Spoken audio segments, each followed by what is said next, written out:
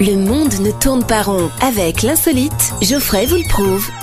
Aujourd'hui, nous sommes en France, dans le Languedoc-Roussillon, et ça sent le roussi pour la vie sentimentale de notre intéressée, Jody Rose. Un joli nom pour dire oui, un pont.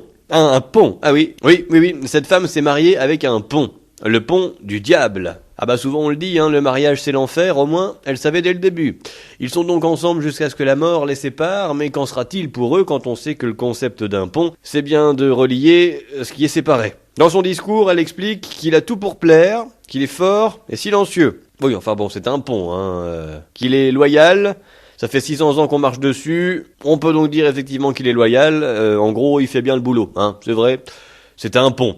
Un homme, tu lui marches dessus, il attend pas 600 ans pour ne plus être loyal. Oui, c'est pas faux. Elle explique aussi justement que son arche est dressée et que ça fait déjà 600 ans et que dans 600 ans, elle le sera encore. Je ne peux pas en dire autant. Un homme, pour faire ça, il lui faut beaucoup de pilules bleues. La question c'est comment t'en viens un matin à te lever et te dire je vais épouser un pont. Je me rappelle de Jean Lefebvre dans la 7ème compagnie. Ah, si je connaissais le con qui a fait sauter le pont, ben voilà.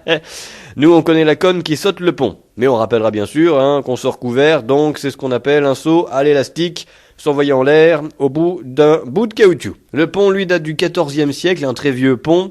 C'est con, on n'est pas en Italie, on aurait pu faire un dîner romantique vu l'époque. Ça pouvait le faire. Elle est pas toute seule, remarquez, il y en a une qui s'est mariée à elle-même, sûre de pas se tromper, une autre au mur de Berlin, la pauvre est veuve depuis 89, et un autre qui s'est marié avec sa chienne.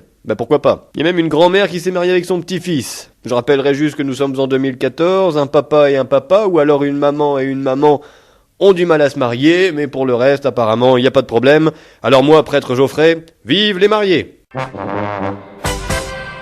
Retrouvez cette histoire et d'autres sur la page Facebook L'Insolite de Geoffrey.